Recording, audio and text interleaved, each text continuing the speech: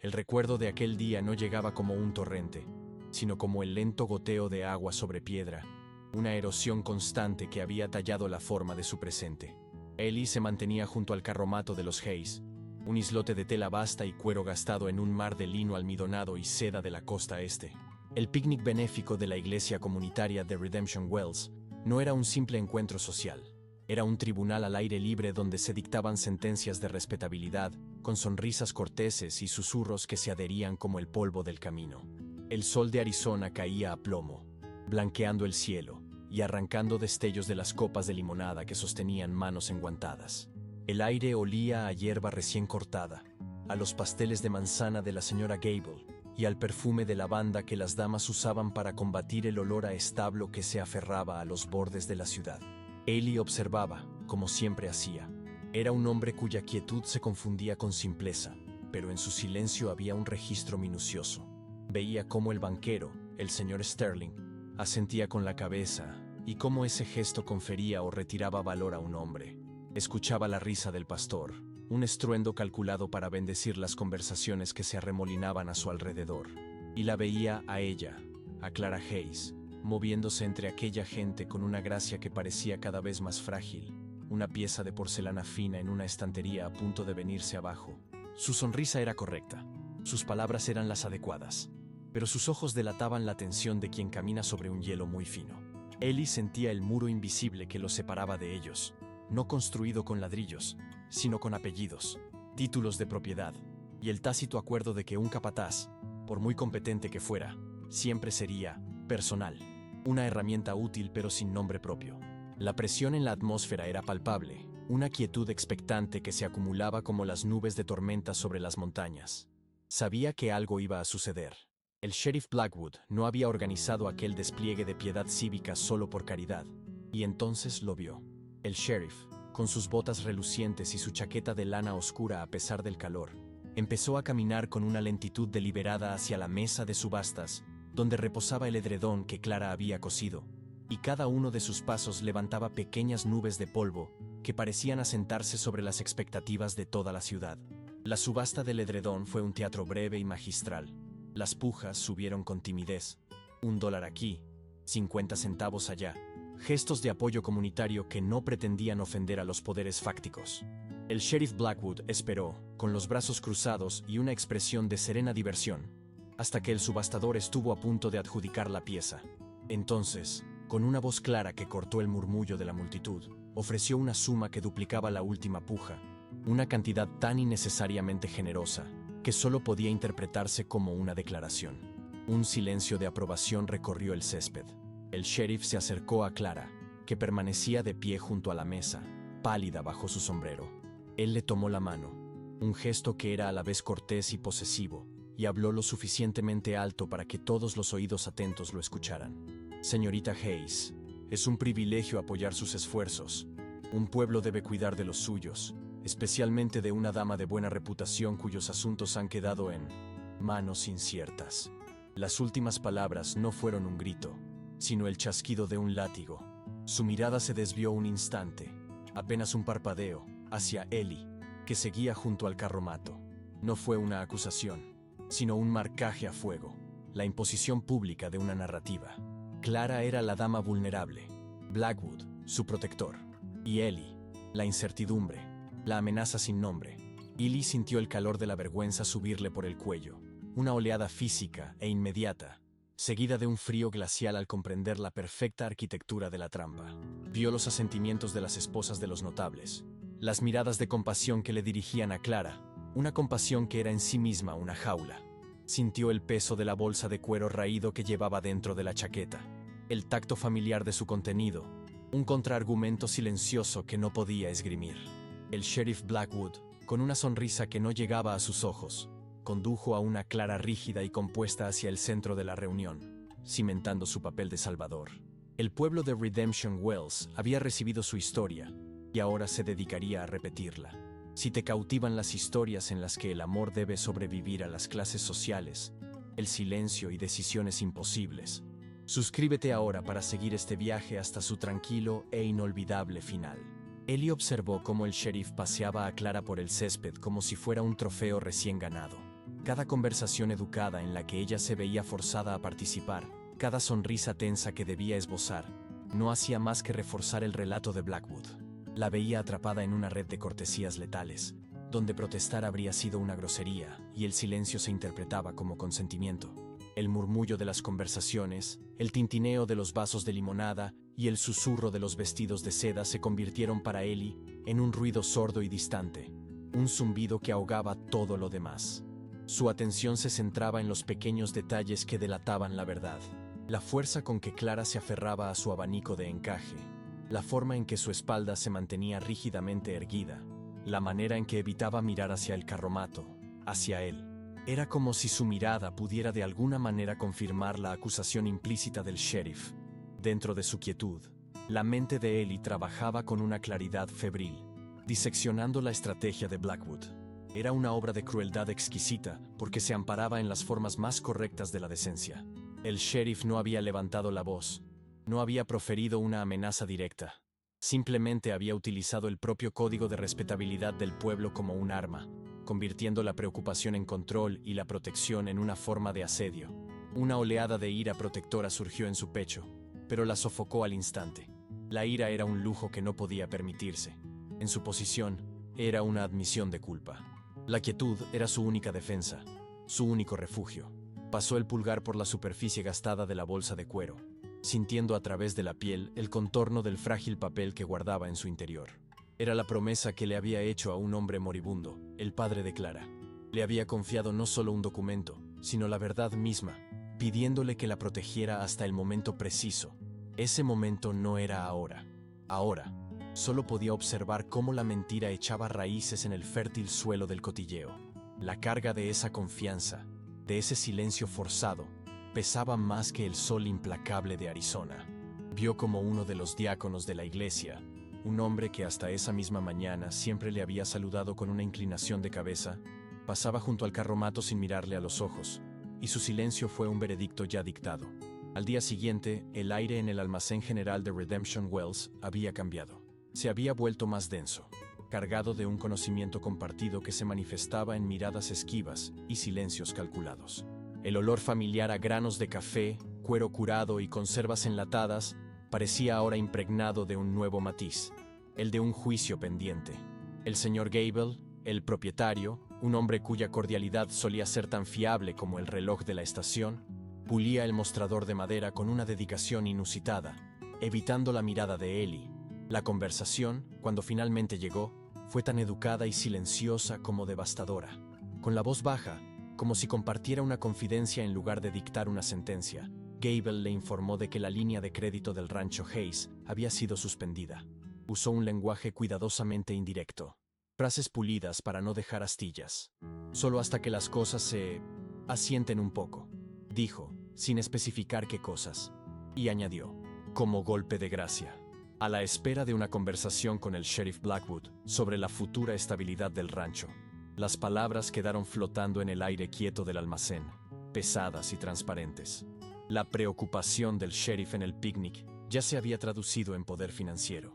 La narrativa pública se había convertido en una palanca económica. Ellie no discutió, no protestó. Sabía que sería inútil. Cualquier defensa por su parte solo sería vista como la confirmación de su carácter conflictivo, de esa incertidumbre de la que hablaba Blackwood. Se limitó a asentir, con el rostro impasible, una máscara de calma que había perfeccionado durante años. Comprendió que este era el siguiente movimiento de la partida. El picnic había sido la declaración pública. Esto era el ajuste del torniquete. Compró una pequeña bolsa de café, un acto mundano que podía permitirse con los pocos dólares que llevaba en el bolsillo. Un gesto de normalidad en un mundo que acababa de inclinarse bajo sus pies. Al salir, sintió las miradas de los otros clientes en su espalda. No hostiles, sino curiosas y evaluadoras, como si ya fuera una historia que se contaban unos a otros. Fuera, el sol era cegador, y atado frente al banco, imponente y tranquilo, estaba el caballo del sheriff, una declaración pública y silenciosa de la alianza que ahora controlaba el futuro de Clara Hayes. El sol poniente teñía de naranja y púrpura el cielo sobre el rancho de los Hayes, proyectando largas sombras desde los postes del porche, que parecían garras arañando la tierra seca. La casa, que en tiempos había sido un símbolo de orgullo y perseverancia, ahora parecía encorvada, como si el peso de la hipoteca y los susurros del pueblo la estuvieran hundiendo lentamente en el polvo. Ellie estaba en el corral, revisando las cerraduras de un caballo bayo. Era una tarea rutinaria, un ritmo familiar de metal y cuero que le servía para anclar sus pensamientos. Sus manos se movían con una eficacia tranquila, pero su mente estaba lejos, repasando una y otra vez los acontecimientos de las últimas 24 horas. Entonces la vio. Clara salió al porche y se detuvo junto a la barandilla. No dijo nada. Simplemente se quedó allí, con la mirada perdida en el horizonte. Una figura solitaria recortada contra la luz moribunda. La distancia entre ellos, los 50 metros de patio polvoriento que los separaban, se sentía como un abismo infranqueable, cargado con todo lo que había sucedido en el picnic, y sobre todo, con lo que no se había dicho. Ellie pensó en el documento que llevaba en la bolsa de cuero. La Merced Real, un trozo de papel quebradizo con un sello español casi borrado, que tenía el poder de hacer añicos el control del sheriff y la reclamación del banco como si fueran de cristal. Pero revelarlo ahora, sin un plan, sin la autoridad adecuada para validarlo, sería el movimiento de un necio.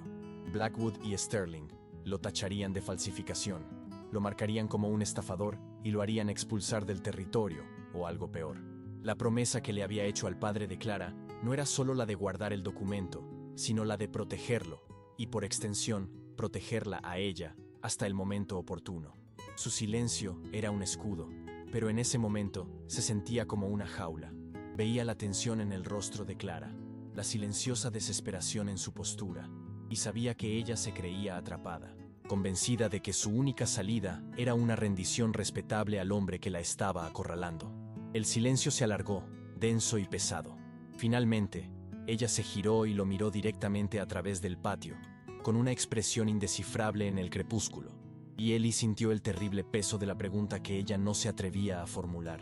El recuerdo de cómo había llegado a ser un hombre al que valía la pena arruinar no era una historia de grandes gestos, sino una de acumulación silenciosa, como las capas de polvo que el viento depositaba sobre el alféizar de una ventana, hasta formar un montículo sólido. Ellie había llegado a Redemption Wells 10 años antes, un muchacho flaco y callado con poco más que el recuerdo del traqueteo del tren de mercancías en el que había viajado de polizón.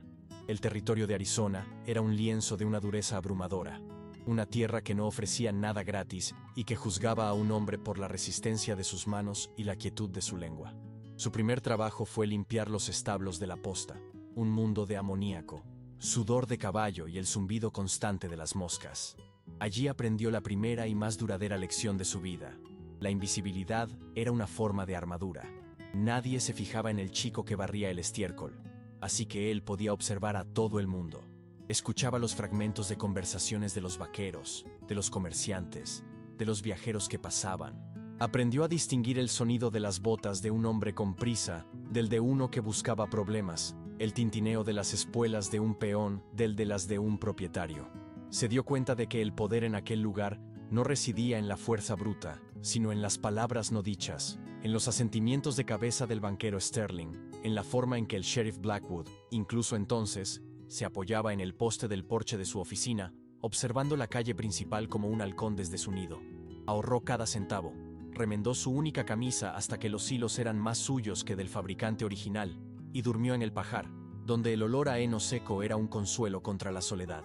Desde allí, por la noche, podía ver las luces lejanas del rancho de los Hayes, una constelación de lámparas de aceite en la ladera que representaba un universo al que no pertenecía, un lugar de manteles limpios y conversaciones en voz baja. Aún no conocía a Clara, ni a su padre, pero el rancho se convirtió en un punto de referencia en su mapa mental, el símbolo de una vida construida, no simplemente soportada, y se juró a sí mismo, en el silencio polvoriento del pajar, que algún día construiría algo que el viento no pudiera llevarse. El respeto, cuando llegó, no lo hizo a través de una puerta principal, sino por la del corral. El capataz del rancho de los Hayes, un hombre mayor llamado Jebediah, lo vio trabajar con los caballos en la posta, notando la paciencia en sus manos y la ausencia de miedo en su postura. Le ofreció un trabajo, no por caridad, sino por un cálculo pragmático. El chico tenía un don. La doma de potros se convirtió en el crisol de Ellie. Eran amaneceres gélidos en los que el aliento se helaba en el aire y el cuero de las riendas parecía robarle el calor de la piel, dejando sus manos agrietadas y en carne viva. El dolor era una constante, un maestro severo que le enseñó los límites de su propio cuerpo y la naturaleza del miedo, tanto el suyo como el del animal. Aprendió que la fuerza no doblegaba a un caballo salvaje, solo lo rompía. Era la confianza, construida en momentos de quietud, en el suave murmullo de su voz, en la presión constante y tranquilizadora de una mano en el cuello del animal, lo que finalmente creaba un vínculo. Los otros vaqueros, hombres parcos en palabras y elogios, empezaron a observarlo con una nueva mirada. Vieron cómo transformaba a los potros más rebeldes en monturas fiables, no con violencia, sino con una perseverancia que rozaba lo sobrenatural. Con su salario, compró unas botas de segunda mano que no tenían agujeros, luego una chaqueta de lona que le protegía del viento y finalmente, una silla de montar propia, una pieza de artesanía de cuero que cuidaba con la devoción de un monje. Fue durante uno de esos largos días de trabajo en el corral cuando la vio a ella por primera vez de cerca. Clara Hayes, entonces una joven de 17 años, salió de la casa con una jarra de limonada para los hombres.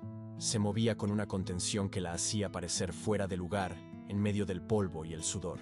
Llevaba un vestido de algodón azul claro, y el sol se reflejaba en su pelo recogido. Cuando le ofreció un vaso, sus ojos se encontraron por un instante.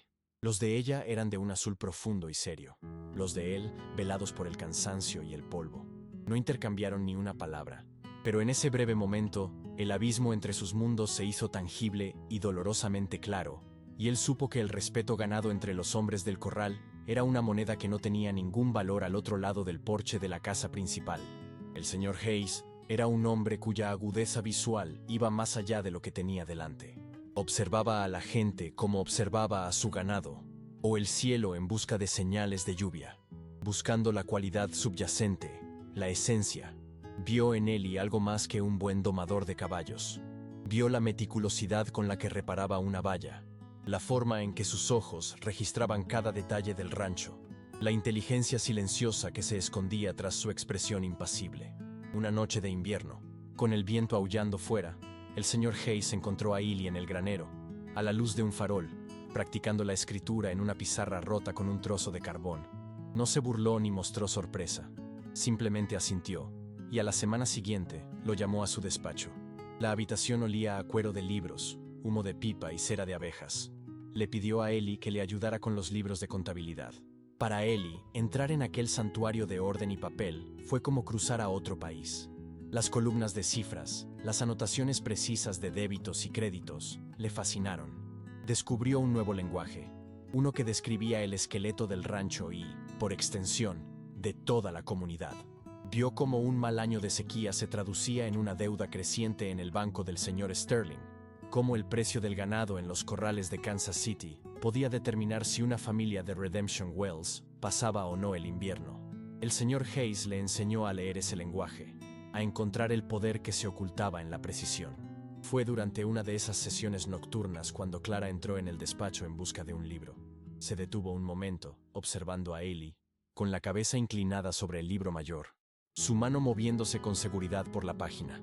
Su padre le explicó con calma una discrepancia que Ellie había encontrado, un error de cálculo del almacén general que les había costado casi $20. Por primera vez, Clara no lo miró como a uno de los hombres, sino como a una mente. Hablaron brevemente, sus voces bajas en la quietud de la casa dormida.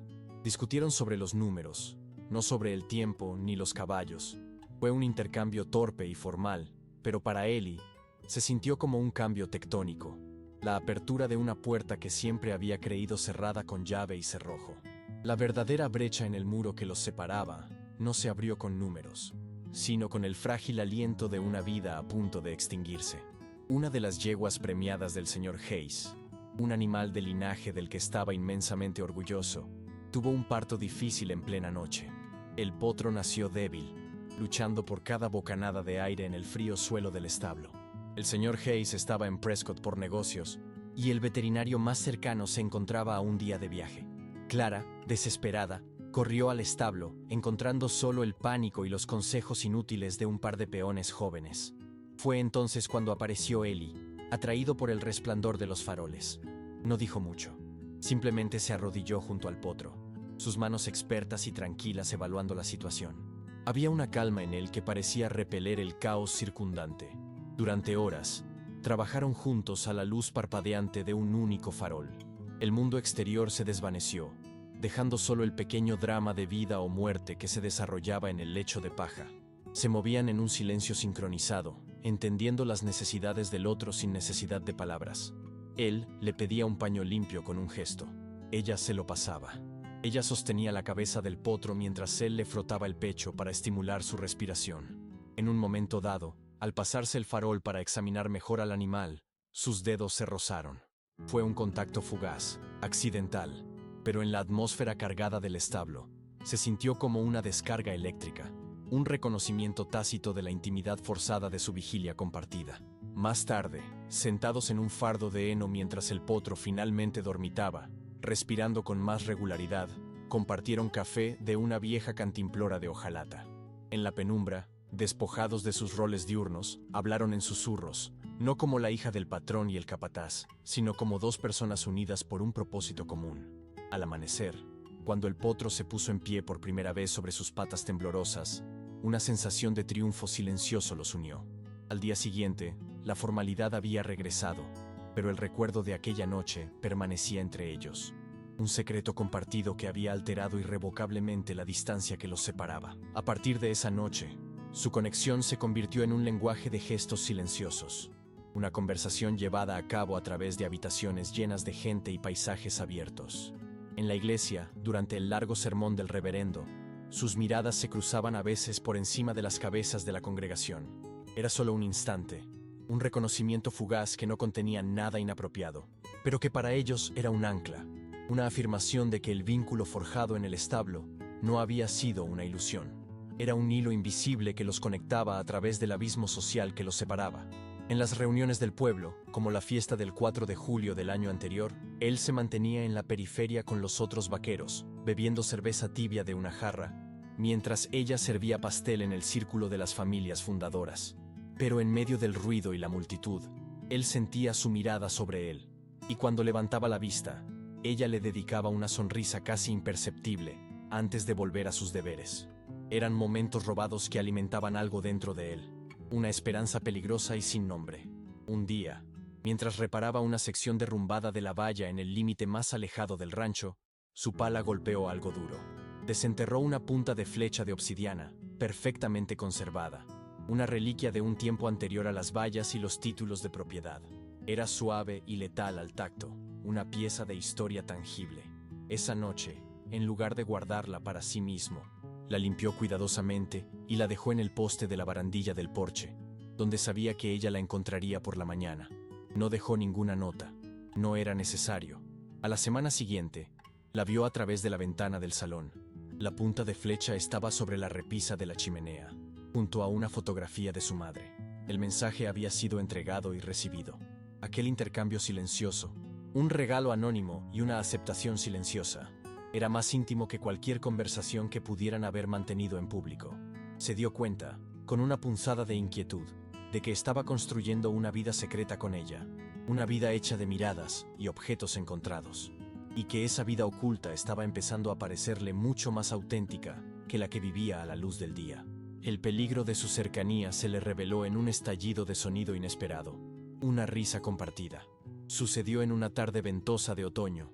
Un nuevo peón, un joven torpe de la costa este que intentaba demostrar su valía, estaba tratando de acorralar a un cerdo particularmente terco que se había escapado de su corral. La persecución fue un espectáculo de caos cómico, con el joven resbalando en el barro y el cerdo esquivándolo con una inteligencia casi humana. La mayoría de los otros vaqueros se reían a carcajadas, una explosión de humor rudo y masculino. Eli, que estaba reparando una bisagra en la puerta del granero, simplemente sonrió para sus adentros. Entonces oyó otro sonido, una risa clara y melodiosa que cortó el viento. Se giró y vio a Clara de pie en el porche trasero, con la mano en la boca, tratando de reprimir su propia diversión. Sus ojos se encontraron a través del patio, y la comedia de la situación, unida a la visión de ella tan despreocupada, le resultó irresistible. Una carcajada genuina y profunda brotó de su pecho, un sonido que rara vez utilizaba. Por un instante, sus risas se unieron en el aire, una armonía perfecta y espontánea. El mundo pareció detenerse. En ese momento, no eran la hija del patrón y el capataz, Eran simplemente dos personas compartiendo un momento de alegría pura, pero tan rápido como empezó, terminó. La risa se apagó, y en el silencio que siguió, una repentina conciencia de sí mismos se apoderó de ellos. El joven peón finalmente atrapó al cerdo, y los otros hombres volvieron a sus tareas. Pero Ellie y Clara permanecieron inmóviles por un segundo más, atrapados en la estela de lo que acababa de suceder. Él vio un rubor extenderse por las mejillas de ella, y ella vio en sus ojos un destello de algo vulnerable y expuesto. Se dio la vuelta bruscamente y volvió a entrar en la casa, mientras él se concentraba en la bisagra con una intensidad desmesurada. El eco de sus risas conjuntas permaneció en el aire, un recordatorio palpable de su conexión, pero también una advertencia. Se dio cuenta con una claridad escalofriante de que un sonido tan inocente como la risa, si era presenciado por las personas equivocadas, podía ser interpretado como una transgresión, una prueba de una familiaridad que no les estaba permitida. La salud del señor Hayes comenzó a declinar como un árbol viejo que pierde sus hojas una a una. Con su debilitamiento físico, su confianza en Ellie se solidificó, convirtiéndose en algo que trascendía la relación de patrón a empleado. Empezó a convocar a Ellie a su despacho no solo para revisar las cuentas, sino para hablar. Hablaba del pasado, de cómo había llegado a ese valle cuando no era más que hierba alta y la promesa de agua, y de cómo había construido el rancho con sus propias manos. Pero, sobre todo, hablaba del futuro y del miedo que le corroía. Veía cómo el mundo estaba cambiando. El poder ya no residía únicamente en la tierra y el ganado, sino en los papeles guardados en la caja fuerte del banco del señor Sterling, en las alianzas forjadas en los salones a los que él ya no asistía, y en la ambición fría que veía en los ojos del sheriff Blackwood. «Son hombres que no construyen, Ellie», le dijo una noche, con la voz debilitada por la tos. «Son hombres que adquieren.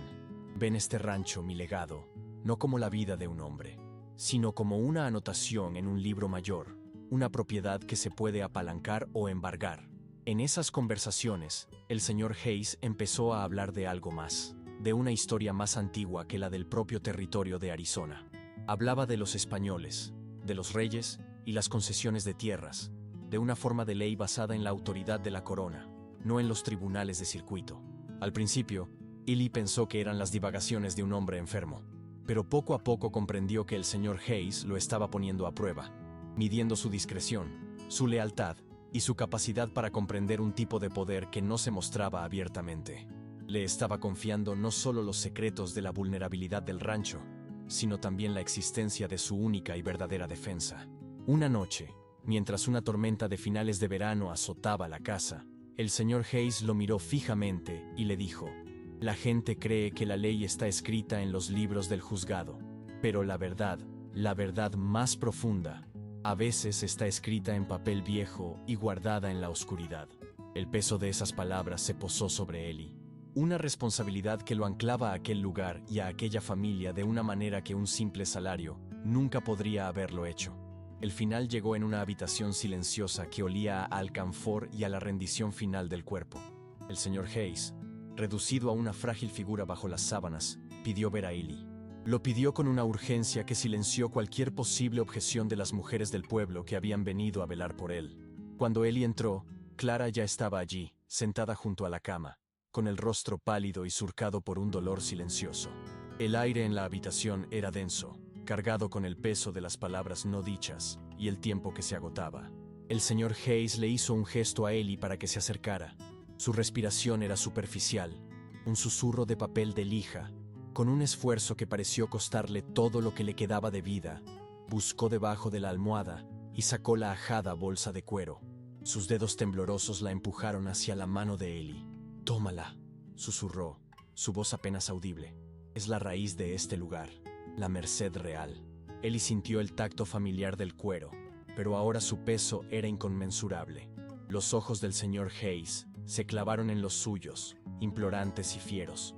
«Júramelo, Eli. No se lo des a los abogados. No se lo enseñes a los banqueros. Ellos no entienden este tipo de verdad. La romperán o la enterrarán». Su mirada se desvió hacia Clara, una expresión de profundo amor y miedo en su rostro marchito. «Hay un momento para cada cosa. No luches contra ellos con sus armas. La fuerza bruta, las amenazas. Eso es lo que esperan de un hombre como tú. Te destruirán con ello. Usa esto como una llave, no como un martillo. Úsalo para abrir la puerta correcta en el momento preciso. Protégela. Le apretó la mano a Ellie con una fuerza sorprendente, sellando el pacto. Eli solo pudo asentir, incapaz de hablar. La promesa se asentó en su alma, una marca indeleble. Se convirtió en algo más que el capataz. Se convirtió en el custodio de un secreto, el guardián de una verdad que podía salvarlos a todos o destruirlos. Al salir de la habitación y volver al presente, de pie en el corral bajo el cielo moribundo después del picnic, el recuerdo de esa promesa ardía en su interior. La humillación pública, las miradas de desprecio, el nudo financiero que Blackwood estaba apretando, todo era parte de ello. Para proteger a Clara como se lo había jurado a su padre, primero tenía que permitir que todo el mundo, incluida ella, creyera que él era la tormenta que amenazaba con arrasarla. La visita del reverendo Thompson no fue una sorpresa. En Redemption Wells, los problemas del alma y los de la reputación eran atendidos por el mismo hombre, y su llegada al rancho de los Hayes a media tarde del jueves fue tan predecible como la puesta de sol. Ellie lo vio venir desde el corral, un punto negro y solemne que se movía lentamente por el camino de acceso, su cabeza levantando una nube de polvo fino que parecía reacia a volver a posarse. No se dirigió a los establos ni a los corrales, sino directamente al porche principal, donde Clara, advertida por el ruido de las ruedas sobre la grava, ya lo esperaba con una expresión de cortés resignación. Ellie continuó con su trabajo, reparando una brida de cuero, pero cada uno de sus movimientos era deliberado, una forma de anclar su cuerpo, mientras su atención se centraba por completo en la escena que se desarrollaba en el porche. No podía oír las palabras, solo el murmullo de sus voces, el tono bajo y mesurado del reverendo, una cadencia practicada para dar peso y piedad a cada sílaba, y las respuestas breves y casi inaudibles de Clara. Observó el lenguaje de sus cuerpos.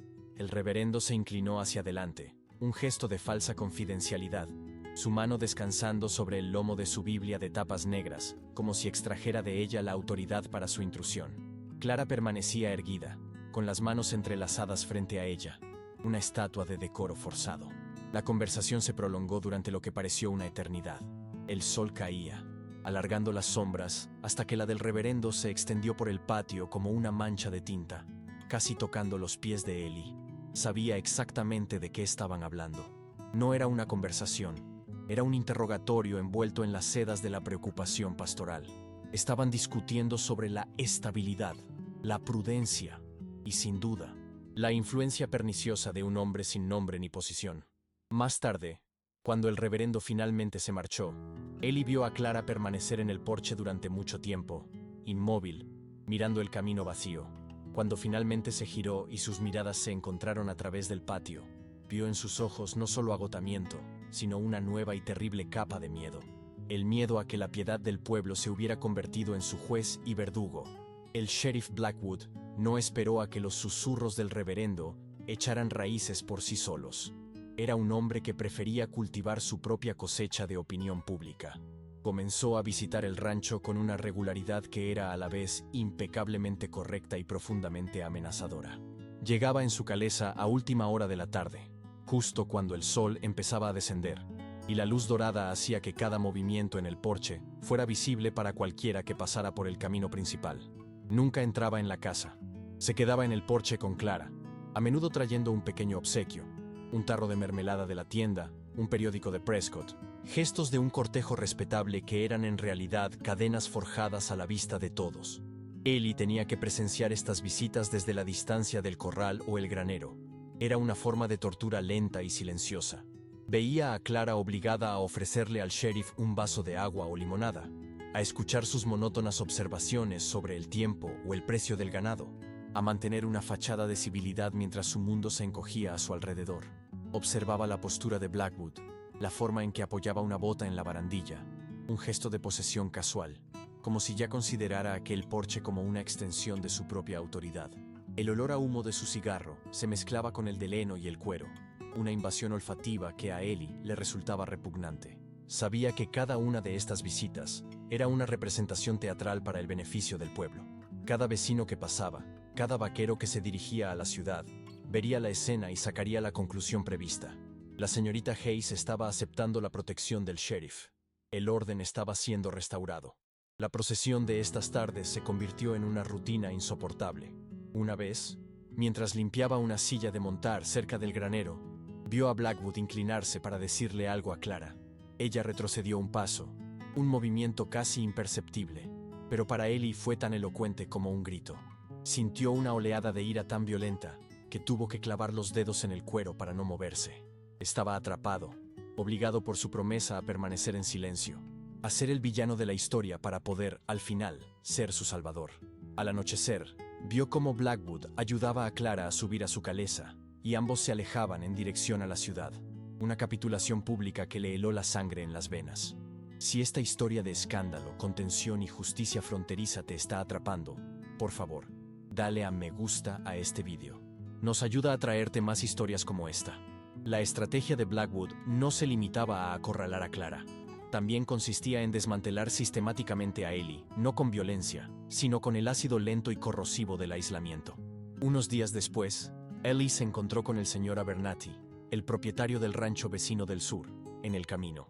Abernathy era un hombre pragmático que siempre había valorado la habilidad de Ellie con los caballos y le había ofrecido trabajo extra en varias ocasiones durante la temporada de doma. Esta vez, sin embargo, la habitual cordialidad de Abernathy había desaparecido. Mantuvo la mirada fija en el horizonte, evitando los ojos de Ellie. «He oído que has tenido las manos ocupadas en el rancho de los Hayes», dijo, con una voz desprovista de toda emoción. «He decidido contratar a un par de muchachos de Prescott para los potros este año. Necesito gente sin complicaciones». La palabra complicaciones quedó suspendida en el aire seco, tan pesada y afilada como una roca. No era una acusación, pero era un veredicto. Ellie se había convertido en un riesgo, una asociación que un hombre prudente no podía permitirse. No discutió, simplemente asintió y siguió su camino, sintiendo la mirada de Abernathy en su espalda. El golpe más cruel, sin embargo, llegó en forma de un susurro. En el almacén general, mientras esperaba para comprar un saco de avena, oyó a dos mujeres hablando en voz baja cerca del mostrador de telas. No mencionaron su nombre, pero no era necesario. Hablaban de un reloj de bolsillo, una reliquia familiar, que había desaparecido del mostrador de la oficina de la diligencia la semana anterior. «Siempre es gente de paso», dijo una de ellas, con una certeza moral absoluta. «Gente sin raíces, sin nada que perder». Sus ojos se posaron en Ellie por un instante, una mirada rápida y cargada de significado, antes de volver a examinar un rollo de percal. La acusación era tan intangible como el humo, imposible de rebatir, pero se adhería a él, manchando lo único que realmente poseía, su reputación de hombre honrado.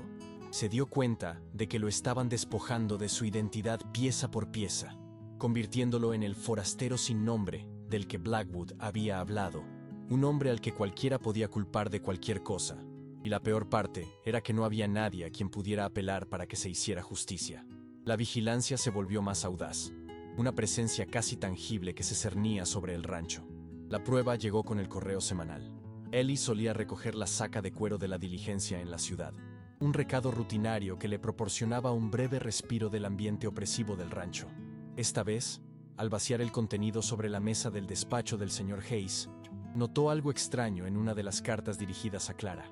Era de su tía en St. Louis, una corresponsal habitual cuya caligrafía era tan familiar como la propia. Pero el sello de cera en el reverso, normalmente un círculo nítido y perfecto, estaba roto y vuelto a pegar de forma torpe, con un trozo de cera que no coincidía y una mancha de hollín en el borde. El corazón de Ellie se hundió con un peso gélido. Alguien había abierto la carta de Clara. Alguien con la autoridad o la audacia para interceptar el correo federal, leer su contenido y luego intentar ocultar su transgresión. Solo había un hombre en Redemption Wells con ese tipo de poder y desprecio por la ley que pretendía defender. La violación de la privacidad era tan íntima, tan profunda, que por un momento le faltó el aire.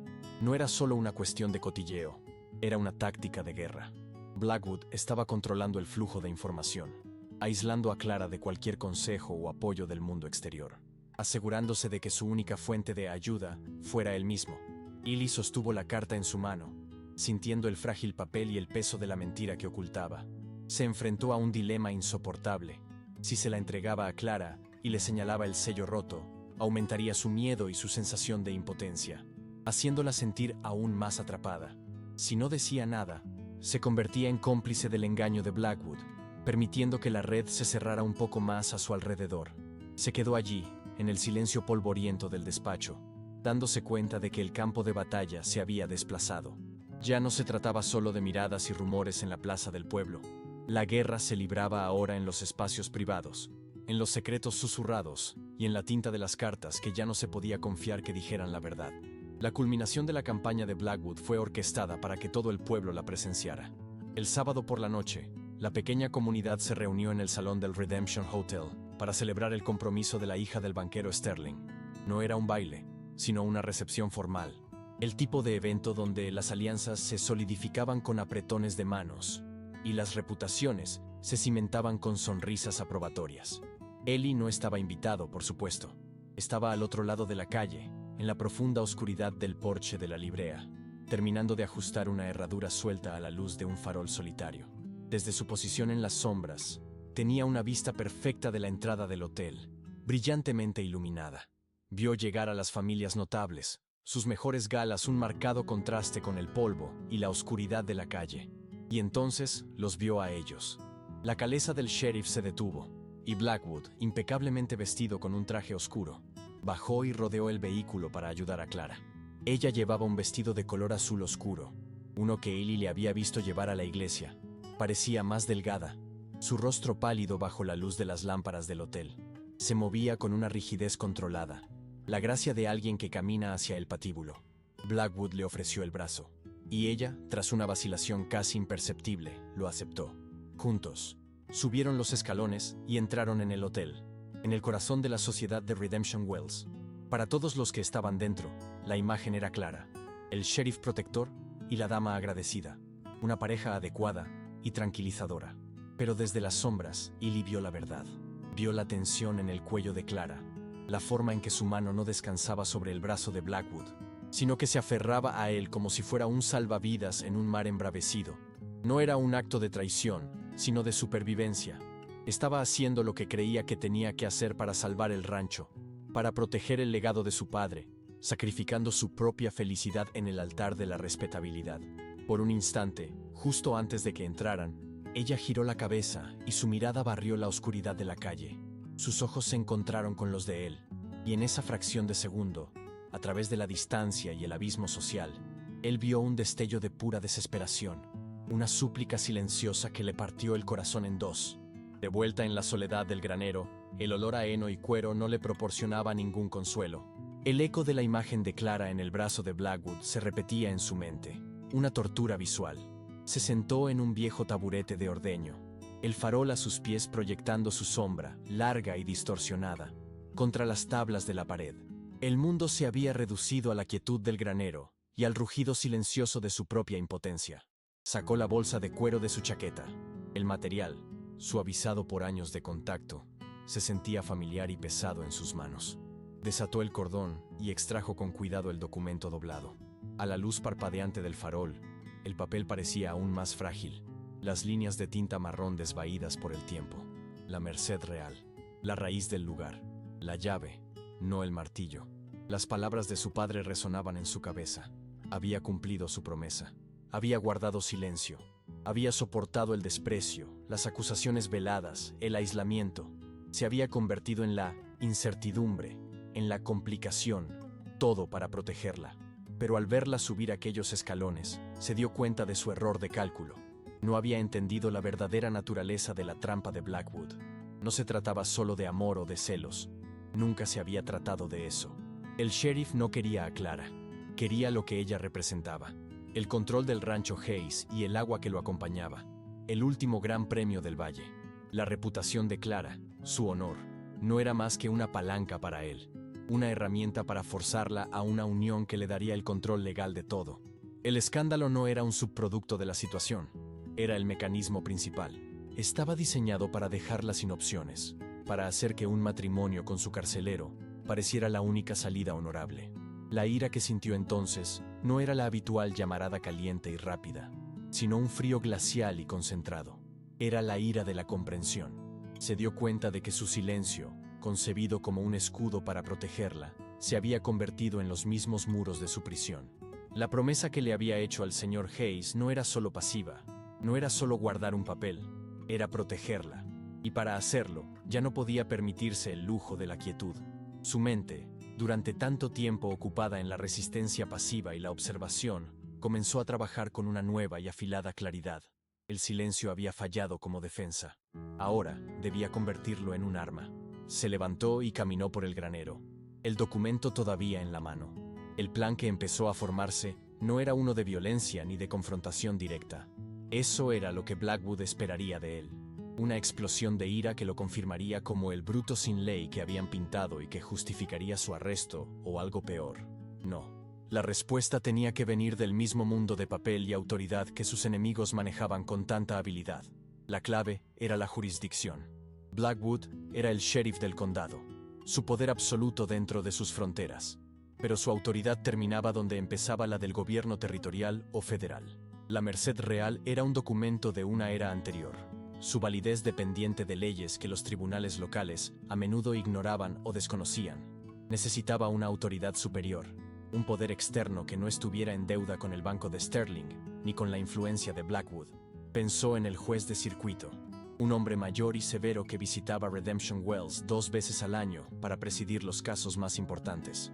A diferencia del juez de paz local, el juez de circuito era un nombramiento territorial.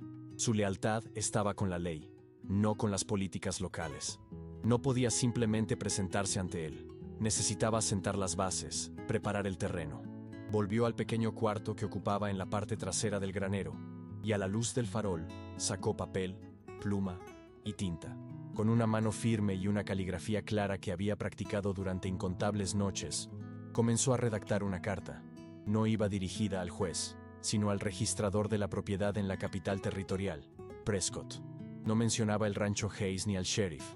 Era una consulta legal abstracta, la de un ciudadano preocupado por la validez de las antiguas concesiones de tierras españolas frente a las reclamaciones de propiedad más recientes. Citó un precedente legal oscuro que había leído en uno de los libros de derecho del señor Hayes.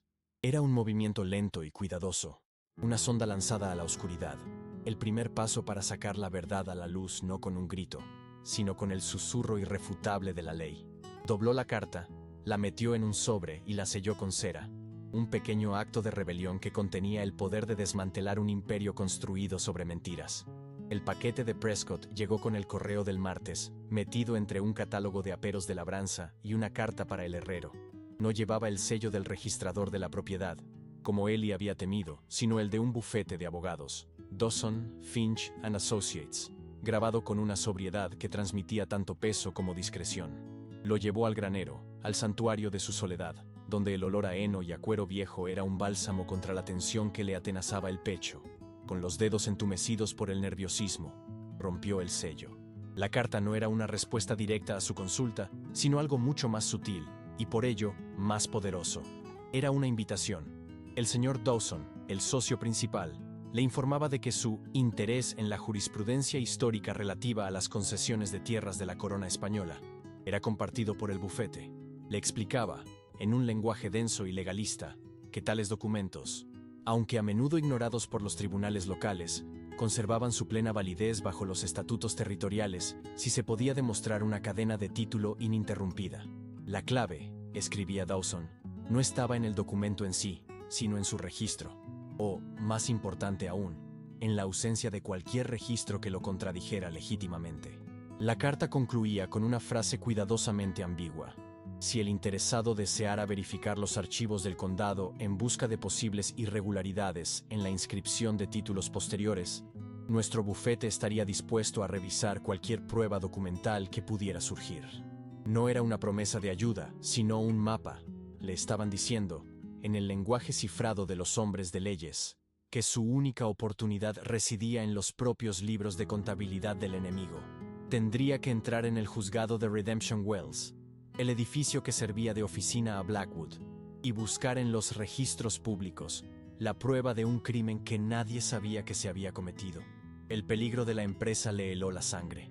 Sería como entrar voluntariamente en la guarida del lobo, no con un arma, sino con la esperanza de encontrar una sola palabra mal escrita en el libro de visitas del animal.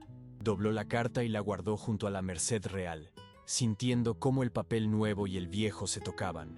Un puente tendido a través de las décadas por el poder silencioso de la tinta sobre el papel. Sabía que no tenía otra opción. La invitación de Dawson era la primera luz que veía en meses, y para alcanzarla tendría que caminar directamente a través de la más profunda oscuridad. Entrar en el juzgado a la mañana siguiente fue como sumergir la cabeza bajo el agua. El aire del interior era denso y quieto, impregnado de un olor a polvo de papel, cera para suelos y el aroma rancio del tabaco de los cigarros de Blackwood. Un olor que parecía haberse filtrado en la propia madera de las paredes. El empleado de registros, un hombrecillo llamado Silas, con manguitos de tela para protegerse de la tinta y unas gafas de alambre que le resbalaban por la nariz, levantó la vista con una expresión de leve irritación. Reconoció a Ellie, por supuesto, pero no como un ciudadano que ejerce su derecho, sino como una pieza fuera de lugar, un peón de campo que se había extraviado en el tablero de los reyes. Ellie pidió, con una voz tranquila que no delataba el martilleo de su corazón, ver el libro mayor de títulos de propiedad del valle. Silas vaciló, sus ojos pequeños y acuosos parpadeando. «Es un registro público», dijo Ellie, su voz aún más baja, pero con un filo de acero que no admitía discusión. Con un suspiro de resignación, Silas se levantó, y tras una breve búsqueda en una estantería abarrotada, depositó un pesado legajo encuadernado en cuero sobre el mostrador. El libro era un tomo imponente, el Domesday Book de Redemption Wells, y sus páginas contenían la historia de cada conquista y cada pérdida del valle. Ellie lo abrió con cuidado, sintiendo el tacto quebradizo del papel bajo sus dedos. Ignoró las miradas curiosas de Silas y se concentró en la tarea. Buscó la entrada del rancho Hayes. La encontró bajo la letra H, una página entera dedicada a la propiedad. La caligrafía era la de un escribano profesional, clara y precisa. Vio la inscripción original del padre de Clara, basada en la reclamación territorial estadounidense. Y debajo, la anotación que le revolvió el estómago: la hipoteca concedida por el First Territorial Bank, firmada por el señor Sterling. Cada detalle parecía estar en orden, una fortaleza de legalidad inexpugnable.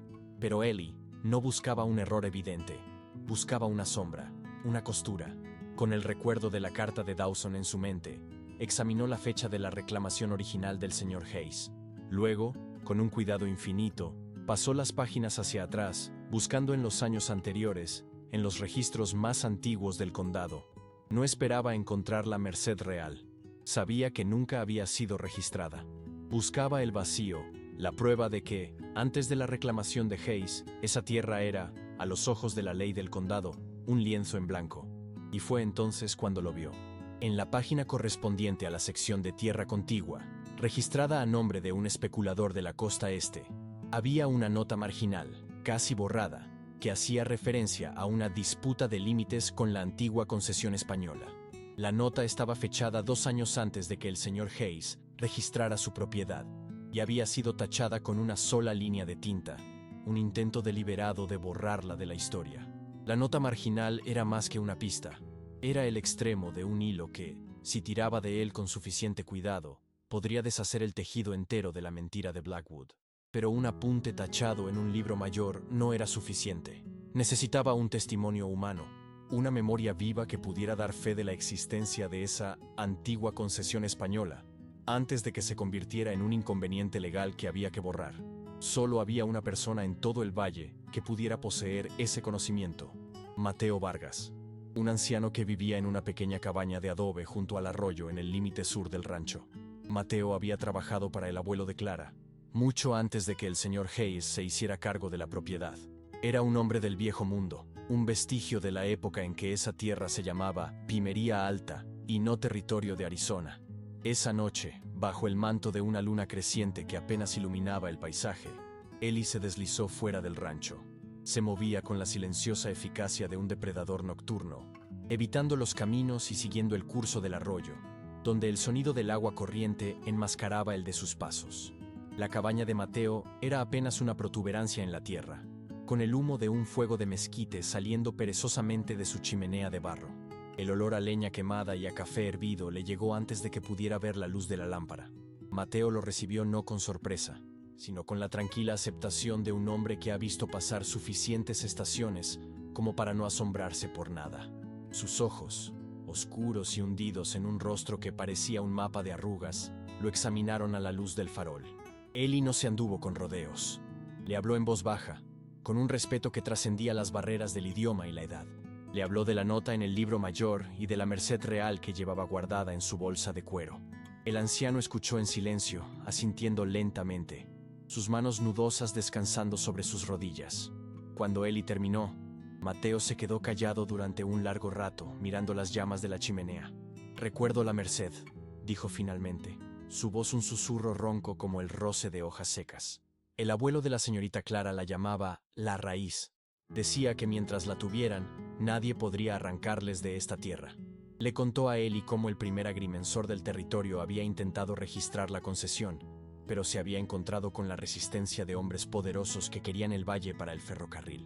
Mateo había sido testigo, había visto los mapas, había oído las amenazas veladas. Su memoria era el eslabón perdido, la prueba viviente que conectaba el antiguo papel español con el libro de contabilidad manipulado del juzgado. Eli sintió una oleada de esperanza, pero Mateo la atemperó con una advertencia. «Hablaré», dijo el anciano, mirándolo fijamente. «Pero mi palabra no vale nada contra la del sheriff. No aquí. Necesitarás a alguien con una autoridad mayor para escucharla». La advertencia de Mateo resonó en la mente de Eli durante todo el camino de vuelta al rancho. Necesitaba una autoridad superior, un poder que no estuviera enredado en la red de deudas y favores que controlaba Redemption Wells. El juez de circuito, Solomon Williamson, era ese poder. Era un hombre conocido por su rectitud y su desprecio por la corrupción local. Un nombramiento federal cuya lealtad era para con la ley, no para con el sheriff de un condado polvoriento. Pero llegar hasta él era el siguiente obstáculo. No podía simplemente cabalgar hasta Prescott. Blackwood tendría noticia de su ausencia en cuestión de horas y adivinaría su propósito. Una carta tardaría demasiado y podría ser interceptada. Solo quedaba una opción: el telégrafo. Era arriesgado y caro. La oficina del telégrafo estaba en la estación de tren, un espacio semipúblico donde el operador, un joven chismoso llamado Finn, leía cada mensaje que transmitía como si fuera el periódico del día. Al día siguiente, Eli reunió los pocos dólares que le quedaban, un sacrificio que le dejaría casi sin nada, y cabalgó hasta la ciudad.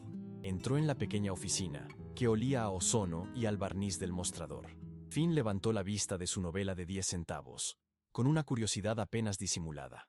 Eli le tendió una hoja de papel en la que había escrito el mensaje, redactado con un cuidado exquisito para ser a la vez urgente e indescifrable para oídos no deseados. Pues Solomon Williamson, Prescott, asunto de jurisdicción de título, requiere su presencia urgente en Redemption Wells. Stop, involucra concesión federal previa a estatuto territorial. Stop, prueba documental y testigo disponibles. Stop, se solicita confidencialidad hasta su llegada. Stop, Eli Cooper, capataz, Rancho Hayes. Firmó con su nombre completo por primera vez, un acto de afirmación que le pareció a la vez aterrador y liberador. Finn leyó el mensaje, sus cejas arqueándose. Eli le pagó, el tintineo de las monedas sobre el mostrador sonando anormalmente fuerte en el silencio. Mientras el joven operador comenzaba a teclear el mensaje, el rápido y metálico repiqueteo del código Morse llenando la pequeña habitación, Eli sintió que había cruzado un umbral. El sonido de la máquina era el sonido de una maquinaria mucho más grande que él mismo puesta en movimiento, un mecanismo de justicia o de ruina que ya no podía detener. Salió de la oficina y se quedó un momento en el andén de la estación, mirando las vías de acero que se extendían hacia el horizonte, preguntándose qué clase de respuesta traerían de vuelta. La espera fue la parte más difícil, una forma de tortura que se desarrollaba en el silencio de los días y la quietud de las noches. Cada crujido de una tabla del porche, cada caballo que pasaba por el camino, hacía que Eli levantara la vista, con el corazón en un puño. Se obligó a mantener su rutina, a reparar vallas, a cuidar de los caballos, a moverse por el rancho con la misma calma impasible de siempre. Era una actuación para una audiencia que lo observaba constantemente, los otros vaqueros, los vecinos que pasaban y, sobre todo, Clara.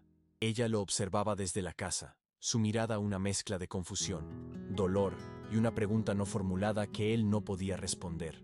Su silencio, que una vez fue un escudo, se había convertido en un muro entre ellos, y él sabía que cada día que pasaba sin una explicación, ella se convencía más de la narrativa de Blackwood, la de su traición o, peor aún, su indiferencia. El sheriff seguía con sus visitas vespertinas, su presencia en el porche una afirmación cada vez más audaz de su control. Ellie tenía que apartar la vista, concentrarse en el cuero de una rienda o en la curva de una herradura, para reprimir la oleada de ira que amenazaba con ahogarlo. Estaba jugando una partida a largo plazo, una en la que tenía que sacrificar todas las batallas menores para tener una oportunidad de ganar la guerra. El jueves por la tarde, casi 3 días después de enviar el telegrama, la respuesta llegó. No fue Finn quien la trajo, sino el conductor de la diligencia, que se la entregó a Ellie en el corral como si fuera un paquete más. Era una delgada hoja de papel amarillo, doblada y sellada. Ellie esperó a estar solo en el granero para abrirla. El mensaje era breve, desprovisto de toda emoción, pero cada palabra tenía el peso de una losa de granito. Llegaré tren del martes. Espere mi llegada para presentar su caso. Juez Williamson. Martes. Tenía 4 días. 4 días para mantener la calma, para evitar cualquier confrontación, para proteger a Mateo y para soportar la visión de Clara hundiéndose cada vez más en la trampa.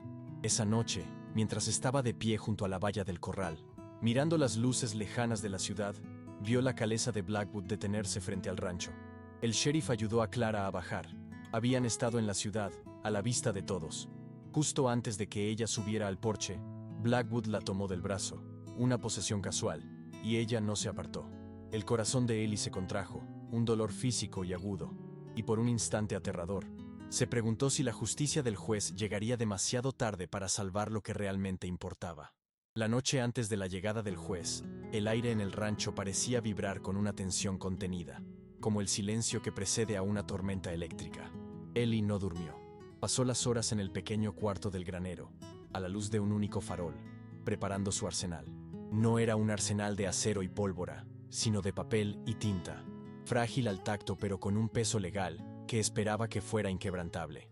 Sobre la pequeña mesa de madera, dispuso sus pruebas en un orden meticuloso, como un general que despliega sus tropas antes de la batalla. En el centro, la Merced Real, su papel amarillento y sus sellos de cera casi borrados, parecían absorber la luz del farol, un artefacto de un mundo olvidado que estaba a punto de colisionar con el presente. A su lado, la carta del bufete de abogados de Prescott, su lenguaje formal, un puente entre la ley antigua y la nueva.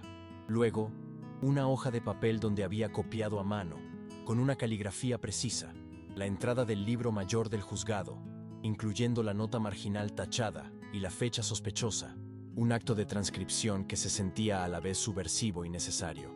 Junto a ella, sus propias notas de la conversación con Mateo Vargas, un resumen de la memoria de un hombre que era la clave de todo. Finalmente, el telegrama del juez Williamson, la pieza final, la promesa de una audiencia. Contempló los documentos, la historia de una injusticia contada en fragmentos de papel. Sintió el peso abrumador de la promesa que le había hecho al señor Hayes. No se trataba solo de salvar la tierra, se trataba de honrar la fe de un hombre, de restaurar una verdad que había sido enterrada deliberadamente. Se dio cuenta de que, durante todos esos años, había buscado la validación a través de su trabajo, de la fuerza de su espalda y la habilidad de sus manos, creyendo que el respeto se ganaba con el sudor. Pero en ese mundo, el poder real no residía en lo que un hombre podía construir, sino en lo que podía demostrar con un sello oficial y una firma en la línea de puntos. Era una lección amarga, pero una que estaba a punto de esgrimir con toda la fuerza que poseía. En el silencio de la madrugada, un sonido débil y lejano llegó a través de la oscuridad. Un lamento melancólico que creció en intensidad. El silbato del tren del amanecer, anunciando a través del valle que la hora del juicio había llegado. El tren del martes llegó puntual. Un monstruo de hierro y vapor que exhaló una nube de humo gris sobre el andén de la estación de Redemption Wells. Un sonido siseante que pareció anunciar una purga. Ellie había esperado en la sombra de la torre de agua, observando cómo la pequeña multitud se congregaba en las escaleras del juzgado. No era una multitud de linchamiento, sino algo peor. Una congregación de espectadores decentes, reunidos para presenciar la caída legal y ordenada de una de los suyos. Vio al sheriff Blackwood de pie junto al banquero Sterling, ambos con la expresión solemne de hombres que cumplen con un deber cívico desagradable. Vio a Clara de pie cerca del porche de la oficina del sheriff, con el rostro pálido pero compuesto, un monumento a la derrota digna. Y luego vio al juez Williamson, un hombre corpulento con una barba canosa y unos ojos que parecían no perderse nada, bajar del tren y ser recibido por Blackwood. El juez no sonrió. Su apretón de manos fue breve, su atención ya fija en el edificio del juzgado que se alzaba al final de la calle. Ellie esperó, dejando que el drama se estableciera, que la tensión alcanzara su punto álgido. El subastador comenzó su perorata, su voz resonando en el silencio expectante. Las pujas fueron bajas, simbólicas. Nadie quería ser visto compitiendo con el banco. Cuando el martillo estaba a punto de caer por última vez, Ellie se movió. Salió de la sombra y caminó por el centro de la calle polvorienta, sus pasos levantando pequeñas nubes de polvo. No corrió. Su ritmo era deliberado. Cada paso una declaración. Un murmullo recorrió a la multitud cuando lo reconocieron. Blackwood se tensó, su mano descendiendo instintivamente hacia su cadera antes de detenerse. Ellie no lo miró. Sus ojos estaban fijos en el juez Williamson, que lo observaba desde los escalones del juzgado con una curiosidad impasible. Subió los escalones, ignorando la mirada de odio del sheriff y la expresión de pura confusión en el rostro de Clara. Se detuvo a un respetuoso par de pasos del juez. «Señoría», dijo su voz, tranquila pero clara, cortando el aire tenso. «Un punto de ley concerniente al título de esta propiedad». Blackwood soltó una carcajada forzada. «El título está claro. El banco posee la hipoteca». Eli siguió ignorándolo. De dentro de su chaqueta sacó la ajada bolsa de cuero. El gesto fue lento, casi reverente. Con cuidado, extrajo el frágil documento atado con una cinta. Se lo tendió al juez. «La Merced Real original de 1848, señoría. Concede el título a la familia Hayes a perpetuidad. La reclamación territorial posterior, sobre la que se basa la hipoteca del banco, es legalmente inválida». El silencio que siguió fue absoluto, tan profundo que Eli pudo oír el zumbido de una mosca solitaria cerca de su oreja. Y el juez, con una expresión que había pasado de la curiosidad al interés más agudo, comenzó a desenrollar el papel que contenía la verdad.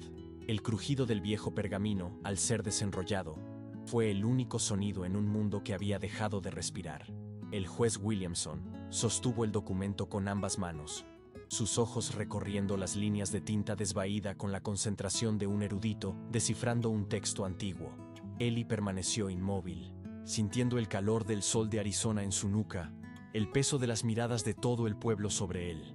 Podía sentir la confianza de Blackwood desmoronándose sin siquiera mirarlo. Era una presencia física que se encogía, una arrogancia que se evaporaba en el aire seco. El juez levantó la vista del documento, no hacia Ellie, sino hacia el libro mayor de títulos que un empleado había sacado y colocado sobre una pequeña mesa. Comparó el sello de cera casi borrado de la Merced con un facsímil en un libro de referencia que llevaba consigo. Luego, su mirada se posó en el banquero Sterling, cuyo rostro había adquirido el color de la leche agria. Finalmente, sus fríos ojos grises se clavaron en el sheriff Blackwood. No levantó la voz. No necesitaba hacerlo. Sus palabras cayeron en el silencio con el peso del granito. «Sheriff», dijo, su tono desprovisto de toda emoción, «este documento parece ser auténtico. Y si lo es, sugiere que el banco del señor Sterling ejecutó una hipoteca sobre una propiedad que nunca estuvo legalmente disponible para ser reclamada bajo la ley de asentamientos rurales. Eso, señor, no es un simple error de papeleo, es un fraude». El aire salió de los pulmones de la multitud en un suspiro colectivo. Blackwood intentó hablar, balbuceando algo sobre reclamaciones antiguas y procedimientos del condado, pero su voz carecía de convicción, el estruendo de un hombre hueco. El juez Williamson lo silenció con un simple levantamiento de la mano. «Esta subasta queda anulada», declaró, su voz resonando en la plaza. «Y por la presente anuncio una investigación formal de la Oficina Territorial sobre las prácticas de títulos del primer banco territorial y la participación de la oficina del sheriff en la administración de dichos títulos». El martillo del subastador, que todavía sostenía en su mano levantada, cayó al suelo de madera con un golpe sordo y final. Nadie se movió para recogerlo. Ellie vio como las esposas de los notables, las mismas mujeres cuyos susurros habían condenado a Clara, ahora evitaban la mirada de Blackwood, sus rostros convertidos en máscaras de desaprobación apresurada. El poder del sheriff, construido sobre la percepción de una autoridad inexpugnable, se había disuelto bajo la luz del sol, reducido a nada por un trozo de papel viejo. En medio de la quietud, los ojos de Ellie encontraron los de Clara. Vio la conmoción, la incredulidad y, finalmente, El lento amanecer de la comprensión. Su aliento se entrecortó. Un pequeño sonido de dolor y vindicación, y él supo que el abismo de silencio y sospecha entre ellos finalmente había comenzado a cerrarse. Meses después, el rancho de los Hayes respiraba un aire diferente. El silencio ya no era el de la tensión y la espera, sino el de la paz ganada con esfuerzo. El otoño había llegado al valle, tiñendo de oro los álamos a lo largo del arroyo, y trayendo un frescor al aire que limpiaba los últimos vestigios del amargo verano. Ellie estaba en el porche, reparando una silla de cuero, el olor familiar a cera y a cuero proporcionándole un consuelo tranquilo. Las consecuencias en Redemption Wells habían sido silenciosas pero sísmicas. El juez Williamson había sido tan bueno como su palabra. La investigación federal había despojado al banco de Sterling de su licencia y había revelado una década de préstamos depredadores y manipulación de títulos. Sterling se había marchado del territorio en mitad de la noche. Blackwood, enfrentado a cargos federales de fraude y abuso de poder, había entregado su estrella sin decir una palabra. Había un nuevo sheriff en la ciudad, un hombre tranquilo enviado desde Prescott que hablaba poco y leía mucho. La jerarquía social del pueblo, tan rígidamente impuesta, se había fracturado. Las familias que habían construido su estatus sobre la base de su alianza con Blackwood y Sterling, ahora hablaban en voz baja, su influencia disminuida.